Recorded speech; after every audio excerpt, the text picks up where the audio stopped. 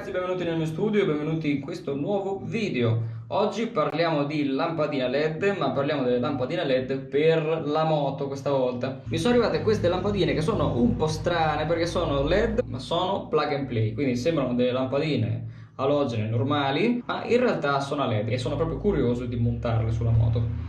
Prima di cominciare vi ricordo di iscrivervi al canale, di lasciare un commento, un like e di condividere questi video e guardate nelle descrizioni perché oltre al link dei prodotti ovviamente troverete i link per i noleggi a lungo termine, per tante altre cose molto interessanti, quindi date un'occhiata in descrizione. Bene, le lampadine sono della Bevingze, super cinesi, vediamo un pochettino come sono fatte, danno una luminosità del più 300%, poca descrizione a riguardo, ma diamo un'occhiata. All'interno troviamo semplicemente due lampadine che sono fatte in questo modo, sono praticamente delle H7 normalissime, ma come vedete hanno il LED all'interno. Quindi una lampadina in questa condizione sicuramente da vedere dal fronte, diciamo, della lampadina è più difficile da sgamare quanto riguarda il fatto che sono illegali, perché qualsiasi lampadina noi possiamo montare sulla nostra auto. Se abbiamo un'automobile che va con le lampadine alogene non possiamo assolutamente sostituirle con delle lampadine a LED. La moto ha una sorta di tacco alto così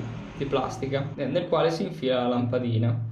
Ecco, quello è un problema che si ha quando si montano le lampadine a LED normali, perché non hanno una struttura fatta in questo modo, ma hanno tutto il pezzo di plastica grosso che non permette proprio questo inserimento. Il buono è che questo è plug and play, è come sostituire una lampadina normale con un'altra lampadina alogena. Quindi sono molto curioso di provarle e vedere che effetto fanno soprattutto. Non mi aspetto una luce mostruosa, ma chissà. Proviamo, diamo un'occhiata, smontiamo tutto e vediamo come vanno.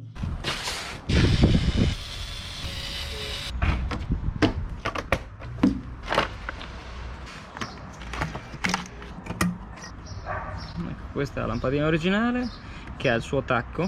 Fortunatamente non dobbiamo adattare nulla perché è una lampadina normale che si aggancia qui. Quindi adesso andiamo a prendere la sostituta e la installiamo. Ecco quella nuova e mettiamo la nostra lampadina LED.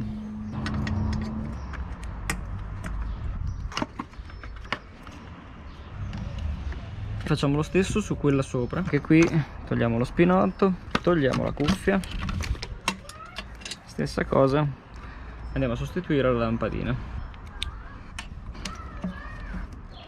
Basterebbe sostituire anche la T10 che c'è qua sopra e avere tutto il faro completo. Vedere che è un LED è molto complicato, cioè si vede ma bisogna essere veramente accorti perché sembra una lampadina normale. Questa non si vede proprio. Questa non si riesce a capire se è un LED o meno, bisognerebbe guardare proprio nei riflessi dello specchio e cercare di capire. Invece questa, l'abbagliante un po' si vede perché si vede molto nel riflesso, vedete c'è il giallo dietro qui. Sono molto camuffate in realtà. Diamo un'occhiata a come vanno per strada, qual è la differenza. Io le monto così e non le setto, vediamo come vanno.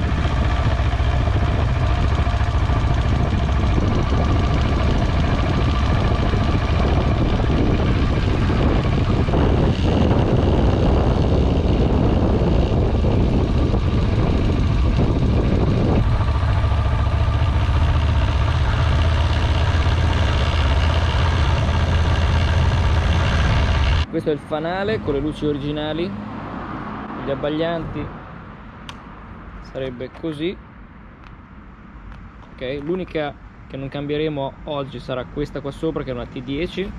Questo è il fascio di luce delle luci di posizione, mentre così ecco gli abbaglianti. Questa invece è la versione LED, quindi faro completamente bianco, guardate la differenza tra il faro a LED e l'alogeno sopra.